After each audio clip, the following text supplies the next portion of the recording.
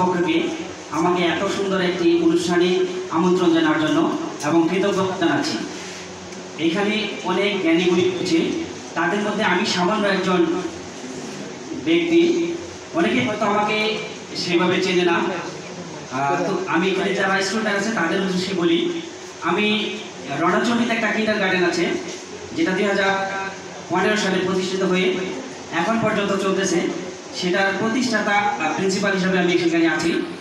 আমি জাতীয় বিশ্ববিদ্যালয় থেকে সমাজবিজ্ঞানে অনার্স মাস্টার্স কমপ্লিট করেছি। আসলে পরিশ্রম করলে যে সফলতা পাওয়া যায় তার একমাত্র দৃষ্টান্ত কিন্তু আজকের এই যে যারা কৃতি শিক্ষার্থী তারা। আমি তার উদ্দেশ্য বলবো, তেঁতুলিয়া একটা অবহেলিত জায়গা। এখানে আমরা যদি চিকিৎসা মানে স্বাস্থ্য খাতে একটু দেখতে যাই, যে তেঁতুলিয়া উপজেলা কমপ্লেক্সে কিন্তু সেরকম চিকিৎসক পাওয়া যায় না।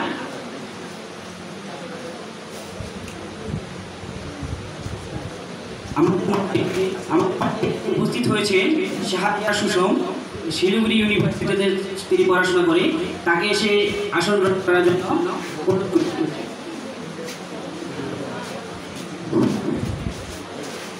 তো বলছিলাম, এখানে যারা কৃতি শিক্ষার্থী রয়েছে তারা নিঃসন্দেহে অনেক পরিশ্রমী, আর এই পরিশ্রমের ফলে কিন্তু আজকে এই সফলতাটা তোমরা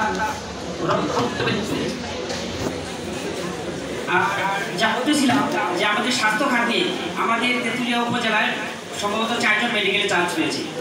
তাদের প্রতি আমার একটি বিশেষ আহ্বান থাকবে যে আমরা যখন হাই স্কুলে পাঠদান করি, আমাদের জীবনের লক্ষ্য যখন আমরা লিখতে যাই, আমরা কিন্তু অবসরে লিখে ফেলি যে আমি বড় হয়ে চিকিৎসক হব, চিকিৎসক হয়ে আমি গরিবদের বিনামূল্যে স্বাস্থ্যসেবা দেব।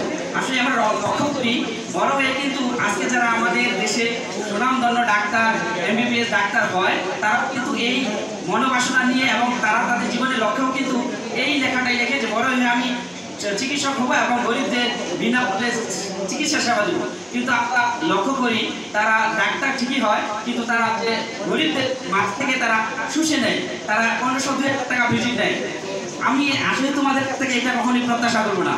আর যারা বিভিন্ন বিশ্ববিদ্যালয়ে চান্স পেয়েছে তাদের উদ্দেশ্যে বলবো, আজকে আবর্তন তোমাদের যে সম্মাননা দিচ্ছে এটা তোমাদের জন্য একটা বড় প্রাপ্তি। এমন একটা সময় ছিল যারা বিভিন্ন বিশ্ববিদ্যালয় বা বিভিন্ন জায়গায় চান্স পেত, তাদেরকে কিন্তু এইভাবে অনুপ্রেরণা দেওয়া হতো না। আজকে তোমাদের অনুপ্রেরণা দেওয়া হচ্ছে এই কারণেই যে এই আবর্তন শব্দের অর্থ কিন্তু ঘূর্ণায়মান। আজকে যারা আবর্তনের কর্ণধার আছে তারা এক সময় আমি যেটা জেনেছি যে তাদের স্টুডেন্টশিপ শেষ হলে তারা তাদের যে দায়িত্ব আছে তারা সেই দায়িত্ব ছেড়ে দেবে, এবং যারা নতুন স্টুডেন্ট যারা আসবে তারা কিন্তু এই দায়িত্বটা নেবে। আমার খুব ভালো লেগেছে যে আসলে একটা সংগঠন মানে এই ক্ষমতা বা পদ পদবীর জন্য কিন্তু অনেক স্বেচ্ছাসেবী সংগঠন ধ্বংস হয়ে যায়, যেটা আমি নিজেও বিভিন্ন স্বেচ্ছাসেবী সংগঠনের সাথে সম্পৃক্ত ছিলাম। আমি প্রয়োজনে তাগিদে বিভিন্নভাবে বিভিন্ন জায়গায় ছিলাম, কিন্তু দেখেছি যে এই ক্ষমতা এবং পদ পদবীর জন্য কিন্তু স্বেচ্ছাসেবী সংগঠনগুলো বেশি দিন কন্টিনিউ করতে পারে না। তাদের যে এই ঐক্যমত এবং তাদের যে এই ক্রাইটেরিয়া যে একজনের পর যারা স্টুডেন্টশিপ বাতিল হয়ে যাবে বা ছাত্র জীবন শেষ করবে তারা অবসর নেবে, এবং নতুন যারা ছাত্র আসবে তারা এখানে ইয়া হবে। খুব সুন্দর একটা উদ্যোগ। যাই হোক, আমি যারা এখানে কৃতি শিক্ষার্থী রয়েছে তাদের উদ্দেশ্যে বলবো, তোমরা অবশ্যই ভালো জায়গায় যাবা এবং দেশ এবং রাষ্ট্র চালানোর এক সময় দায়িত্ব কিন্তু তোমরা নিবা। তোমরা তোমাদের একটা কথা শুধু বলি, তোমরা অনেক ভাগ্যবান। এই জন্যই ভাগ্যবান। দেখো আজকে যারা ফিলিস্তিনের কথা যদি তোমরা জানো, তোমরা সিরিয়ার কথা জানো, এই সিরিয়াতে কিন্তু ছেলেমেয়েরা পড়াশোনা করতে পারে না।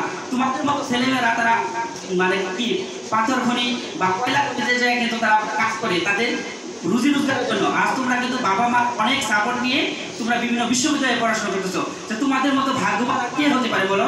তোমরা অবশ্যই যখনই কোনো বিপদে যাওয়ার চেষ্টা করবা বা নিজেকে মনে হবে যে তোমরা বিপদে যাচ্ছ, অবশ্যই তোমরা তোমাদের বাবা মার কথা চিন্তা করবা। তোমাদের বাবা মা কিন্তু অনেক পরিশ্রম করে এই তৃণমূল থেকে গ্রাম থেকে তোমাদের বিভিন্ন ইউনিভার্সিটি পড়াশোনা করাচ্ছে। আমাদের তোমাদের প্রতি অনেক বড় প্রত্যাশা থাকবে। সেই সাথে আজকে যারা আয়োজক রয়েছে তাদের কিন্তু প্রত্যাশা অনেক বেশি ছিল। তারা সকলেই স্টুডেন্ট, তারা তাদের নিজের ফান্ড থেকে যে আজকে এই আয়োজনটা করেছে, আমি আপ্লুত হয়ে যাই যে তারা তাদের কথাগুলো যখন আমার সাথে শেয়ার করে যে স্যার আমরা অনেকের কাছে গিয়েছি, অনেকে বিভিন্নভাবে আমাদের হতাশ করেছে। যাই হোক, হতাশ হওয়ার কিছু নাই। তোমরা সামনের দিকে এগিয়ে যাবা। আর তোমাদের যে কোনো সমস্যা বা যে কোনো সহযোগিতা যদি মনে করো, আমাকে যেভাবে তোমরা স্মরণ করেছো, আমাকে স্মরণ করলে তোমরা সর্বত আমাকে পাশে পাবা। আর কৃতি শিক্ষার্থীদের উদ্দেশ্যে আমার একটাই কথা, তোমাদের আজকের পরিশ্রম আগামী দিনের সফলতা, আর তোমাদের সফলতাটাই আমাদের সবচেয়ে বড় প্রাপ্তি। আর এখানে অনেক গুণী ব্যক্তিবর্গ রয়েছে, তাদের উদ্দেশ্যে বলবো, আমরা সকলে যদি আজকে যারা আয়োজন করেছে তাদেরকে যদি একটু উৎসাহ দিই, তারা একদিন কিন্তু উদ্যোগ নিতে সমর্থ হবে। তো যাই হোক, সকলের জন্য দোয়া থাকবে, আমার জন্য সকলের কাছে দোয়া চেয়ে আমি আমার কথা শেষ করছি। সকলেই ভালো থাকবেন। আসসালামু আলাইকুম।